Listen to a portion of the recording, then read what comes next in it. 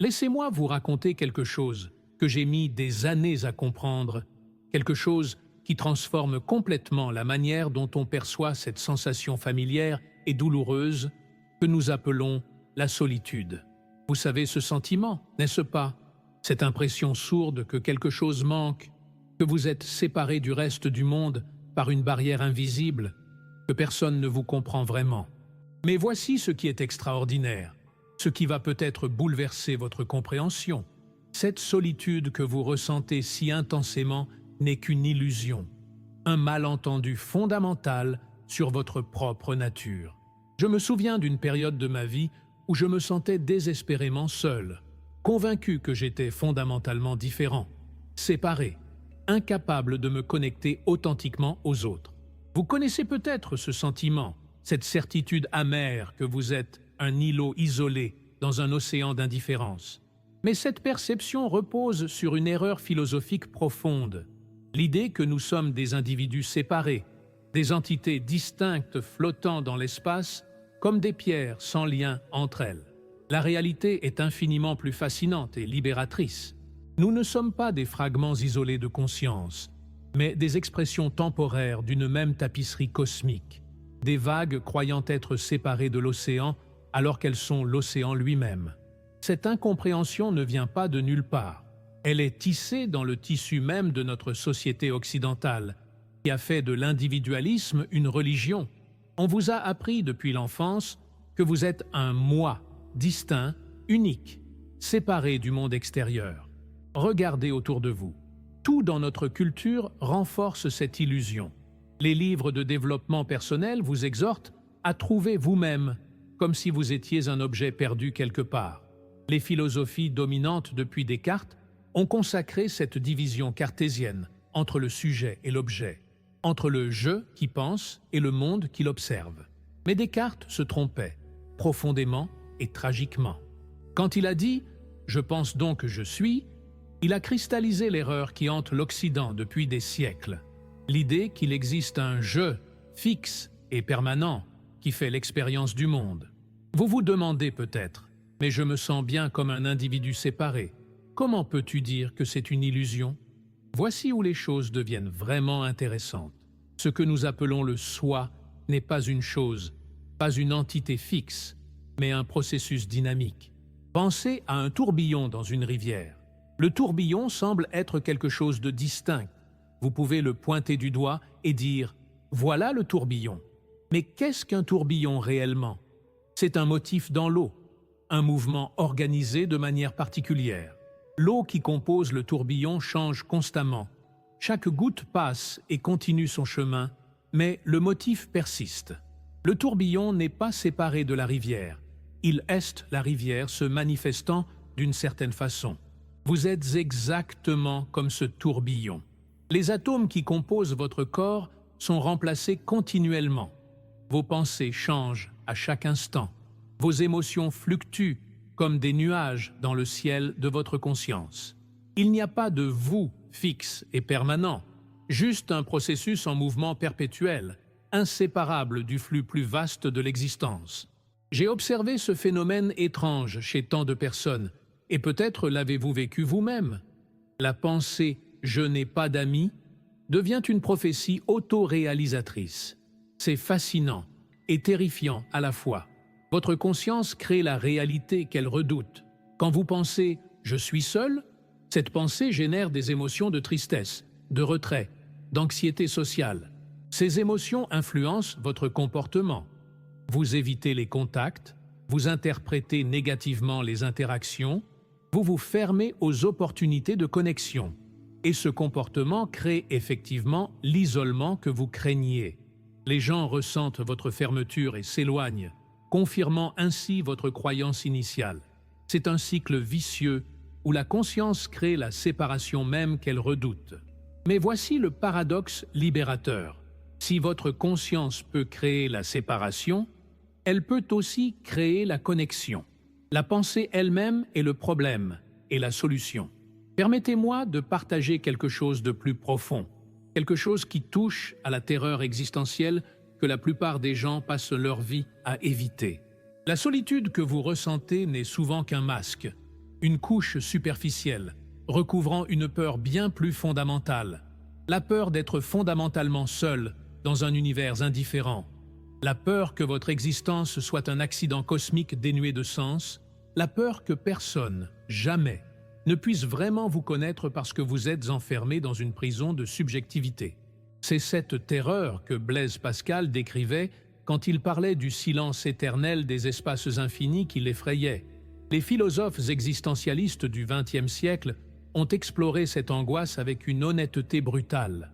Jean-Paul Sartre parlait de l'existence précédant l'essence, de cet abîme de liberté qui nous confronte à notre solitude métaphysique. Mais voici ce que Sartre et les autres existentialistes n'ont pas pleinement compris. Cette terreur elle-même repose sur la même illusion de séparation. Vous constatez que les gens cherchent désespérément à échapper à cette sensation. Ils se noient dans le travail, dans les distractions numériques, dans les relations superficielles, dans la consommation compulsive, dans n'importe quoi qui peut remplir le vide béant qu'ils sentent à l'intérieur. Regardez autour de vous dans un café, dans un métro, dans n'importe quel espace public à Paris, à Lyon ou à Marseille. Combien de personnes sont vraiment présentes? Combien ont les yeux rivés sur leur téléphone, fuyant le moment présent, évitant le contact avec leur propre expérience? Cette fuite n'est pas accidentelle. Elle est une stratégie de survie psychologique. Parce que s'arrêter, être vraiment seul avec soi-même, c'est risquer de rencontrer cette terreur primordiale. Mais la fuite perpétuelle ne résout rien. Elle ne fait qu'approfondir la séparation. Maintenant, j'aimerais que vous fassiez quelque chose avec moi. Avant de continuer, prenez un moment pour vraiment réfléchir à ceci. Quelle est votre relation avec votre propre solitude? Pas la réponse automatique, pas ce que vous pensez devoir ressentir, mais votre expérience réelle. Si ce que je partage résonne en vous, si vous sentez qu'il y a quelque chose d'important ici, abonnez-vous à cette chaîne pour continuer cette exploration ensemble. Et dans les commentaires, partagez une seule phrase, qui décrit votre relation actuelle avec la solitude. Pas un paragraphe, pas une analyse complexe, juste une phrase honnête. Cette communauté grandit grâce à des personnes qui, comme vous, cherchent une compréhension plus profonde de l'existence. Votre voix compte dans cette conversation collective. Voici maintenant quelque chose qui va peut-être changer votre vie. Les relations authentiques n'émergent pas du besoin, mais de la plénitude. J'ai vu tellement de personnes approcher les relations depuis un lieu de manque, de désespoir, cherchant dans l'autre ce qui leur manque en eux-mêmes. Vous l'avez peut-être fait vous-même, cherchant quelqu'un pour combler votre vide, pour vous compléter, pour vous sauver de votre solitude. Mais les relations construites sur le besoin sont intrinsèquement instables, parce qu'elles transforment l'autre en objet, en moyen vers votre propre satisfaction. Quand vous approchez quelqu'un depuis un lieu de manque, vous émettez une énergie de désespoir que les gens sentent intuitivement et qui les repousse. La vraie connexion, la connexion qui nourrit et libère, vient d'un lieu totalement différent. Elle vient de reconnaître votre propre complétude, votre propre plénitude. Quand vous réalisez que vous êtes déjà entier, que vous n'avez besoin de personne pour vous compléter, quelque chose de magique se produit. Vous êtes libre d'approcher les autres depuis l'abondance plutôt que la pénurie, depuis la générosité plutôt que l'avidité, depuis l'amour plutôt que la peur. Cette compréhension trouve son expression la plus profonde dans la philosophie zen, particulièrement dans le concept de shunyata, souvent traduit par vacuité, mais qui signifie bien plus que le vide. Laissez-moi vous expliquer ce concept révolutionnaire qui a le pouvoir de dissoudre votre sentiment de séparation. Shunyata ne signifie pas que rien n'existe, mais que rien n'existe de manière indépendante et permanente. Il n'y a pas de soi fixe, pas d'entité permanente que vous pourriez pointer et dire « voilà ce que je suis ». Vous êtes un réseau de relations, un nœud dans une toile infinie d'interconnexions. Votre corps dépend de l'air, de l'eau, de la nourriture, du soleil, de l'écosystème entier de la Terre. Vos pensées émergent d'un langage que vous n'avez pas créé, d'une culture qui vous précède, d'innombrables influences que vous ne contrôlez pas. Votre conscience elle-même est un phénomène relationnel.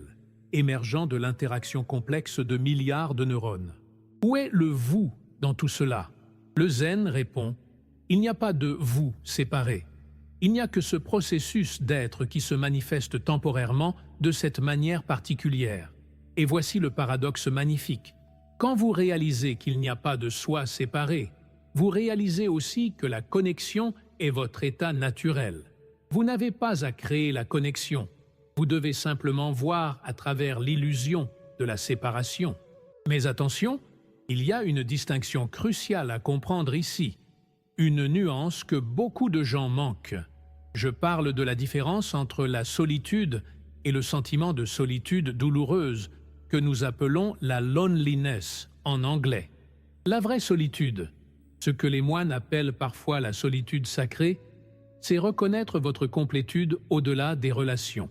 C'est être seul sans se sentir seul.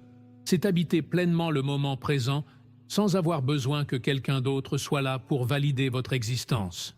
Vous pouvez être physiquement seul dans une cabane au milieu des Alpes françaises et être parfaitement en paix, parfaitement entier, parfaitement connecté à tout ce qui est. C'est la solitude des mystiques, des artistes, de ceux qui ont découvert que la plénitude ne vient pas des autres, mais de la reconnaissance de leur propre nature essentielle. En revanche, le sentiment douloureux de solitude, cette loneliness, c'est la séparation basée sur la croyance que vous êtes un soi séparé, coupé des autres. Vous pouvez être au milieu d'une foule à Paris, entouré de millions de personnes, et vous sentir désespérément seul parce que vous vous percevez comme fondamentalement séparé. La différence n'est pas dans les circonstances extérieures, mais dans votre compréhension intérieure. Permettez-moi de vous révéler quelque chose d'encore plus libérateur. Tout ce jeu social autour de l'amitié, de l'appartenance, des conventions relationnelles, ce sont des règles arbitraires que nous avons oubliées être juste des jeux. Pensez-y un instant. Pourquoi devriez-vous avoir un certain nombre d'amis pour être considéré comme normal? Qui a décidé que vous devriez sortir un certain nombre de fois par semaine, que vous devriez appartenir à certains groupes, que vous devriez vous comporter d'une certaine manière pour être accepté? Les gens créent ces règles sociales, ces protocoles d'interaction, et ensuite, ils oublient qu'ils les ont créés. Ils commencent à croire que ces règles sont réelles, naturelles, immuables. Mais elles ne le sont pas. L'amitié elle-même est un concept que nous avons inventé, avec ses attentes, ses obligations, ses définitions changeantes selon les cultures et les époques. Ce que signifie être ami à Tokyo est différent de ce que cela signifie à Bordeaux, et ce que cela signifiait au XVIIIe siècle est différent de ce que cela signifie aujourd'hui. Voir à travers ces conventions, reconnaître leur nature arbitraire, peut être incroyablement libérateur. Vous n'avez pas à jouer le jeu selon les règles que d'autres ont établies. Vous pouvez créer vos propres formes de connexion, vos propres manières d'être avec les autres, libérés de la tyrannie des attentes sociales. Et maintenant, nous arrivons à l'insight final, l'aperçu le plus profond qui puisse dissoudre complètement votre sentiment de séparation. C'est ce que les traditions non duelles appellent pas deux, la reconnaissance que la dualité elle-même est une illusion. Écoutez attentivement, parce que c'est difficile à saisir avec le mental conceptuel. Vous n'êtes ni complètement séparé, ni complètement fondu avec tout. Ces deux positions sont des extrêmes que le mental crée. La réalité est non duelle. Vous êtes simultanément un individu unique, tout ce qui existe. Ce n'est pas un paradoxe logique à résoudre, c'est une réalité à vivre. Quand je dis « je », ce « je » n'existe pas de manière indépendante, mais il n'est pas non plus identique à tout le reste. C'est comme une vague dans l'océan. La vague est-elle séparée de l'océan? Non, elle est faite de la même eau. La vague est-elle identique à l'océan? Non, elle a sa forme unique, son mouvement particulier. La vague est simultanément distincte, non séparée. Vous êtes cette vague. Vous avez votre forme unique, votre perspective particulière, votre expérience subjective irremplaçable. Vous êtes l'océan entier se manifestant temporairement sous cette forme. Il n'y a pas de contradiction ici, seulement la transcendance de la pensée binaire. Cette réalisation transforme complètement la question de la solitude. Quand vous voyez que vous êtes à la fois l'individu unique et la totalité, la question « suis-je seul ou connecté ?» perd tout son sens. C'est comme demander si la vague est mouillée. La question présuppose une séparation qui n'existe pas. Vous ne pouvez pas être seul parce qu'il n'y a pas de vous séparé qui pourrait être isolé. Et vous ne pouvez pas être complètement fusionné avec tout parce que votre perspective unique, votre manifestation particulière, est réelle et précieuse. Vous transcendez la dualité de seul, connecté, vous habitez un espace au-delà de ces catégories. C'est ce que le Bouddha pointait quand il enseignait la voie du milieu. Ni éternalisme, ni nihilisme, ni existence, ni non-existence. C'est ce que les maîtres zen essaient de transmettre quand ils donnent des koans impossibles qui cassent le mental conceptuel et pointent vers cette réalité directe. J'ai parcouru ce chemin moi-même, depuis ce sentiment initial de séparation déchirante jusqu'à cette reconnaissance de l'unité fondamentale. Vous pouvez faire de même.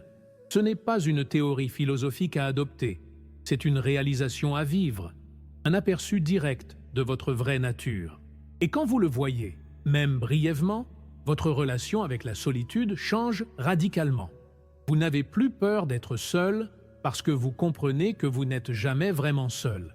Vous n'êtes plus désespéré de connexion parce que vous reconnaissez que vous êtes déjà connecté à tout. Vous devenez libre de profiter de la compagnie quand elle se présente et libre d'habiter la solitude quand elle vient, sans attachement ni aversion pour l'une ou l'autre. Les personnes qui ont vraiment compris cela développent une qualité particulière. Elles dégagent une présence paisible, une complétude qui attire naturellement les autres. Elles ne cherchent pas frénétiquement la connexion. Elles n'ont pas besoin de validation constante. Elles ne s'accrochent pas désespérément aux relations. Et paradoxalement, c'est précisément cette absence de besoin qui crée les connexions les plus profondes et les plus authentiques. Les gens sentent qu'ils peuvent être eux-mêmes en présence de quelqu'un qui n'a rien à prouver, rien à obtenir, rien à prendre. C'est la différence entre quelqu'un qui tend la main depuis la peur et quelqu'un qui tend la main depuis l'amour. La peur contracte, l'amour dilate, la peur prend, l'amour donne, la peur sépare, l'amour connecte. Alors voilà où nous en sommes après ce voyage à travers les couches de l'illusion de la séparation. Je vous ai montré comment la solitude repose sur un malentendu fondamental, comment le soi n'est pas une entité fixe, mais un processus fluide, comment nos pensées créent notre réalité, comment la culture a renforcé notre sentiment de séparation, comment la terreur existentielle nous pousse à fuir, comment la connexion vient de la plénitude plutôt que du manque, comment le zen révèle l'absence de soi séparé, comment distinguer vraie solitude et sentiment de solitude, comment les conventions sociales sont arbitraires, et finalement comment la réalité non-duelle transcende complètement la question de seul ou connecté. Ce n'est pas simplement de l'information intellectuelle à stocker dans votre mémoire. C'est une invitation à voir différemment, à expérimenter directement ce dont je parle. La prochaine fois que vous vous sentez seul, au lieu de fuir ce sentiment ou de vous y perdre, regardez-le de près. Demandez-vous, qui est seul? Où est ce soi qui se sent séparé? Pouvez-vous le trouver réellement? Ou n'est-ce qu'une pensée, un concept, une histoire que vous vous racontez? Cette investigation peut ouvrir une porte vers quelque chose de vaste et de libérateur. Si cette exploration vous a touché, si quelque chose a résonné en vous, j'aimerais que vous fassiez partie de cette communauté grandissante de personnes qui cherchent à voir au-delà des illusions. Abonnez-vous pour continuer ce voyage ensemble. Et dans les commentaires, je veux vraiment savoir, qu'est-ce qui a changé pour vous en écoutant ceci? Quelle compréhension nouvelle êtes-vous en train d'intégrer? Comment cette perspective sur la solitude va-t-elle influencer votre vie? Partagez vos réflexions, vos questions, vos propres aperçus. Cette chaîne n'est pas juste un monologue de ma part vers vous, c'est une conversation collective, une exploration partagée de ce que signifie vraiment être humain. Votre histoire compte, votre expérience enrichit cette communauté. Alors, parlez, connectez-vous, soyez présents.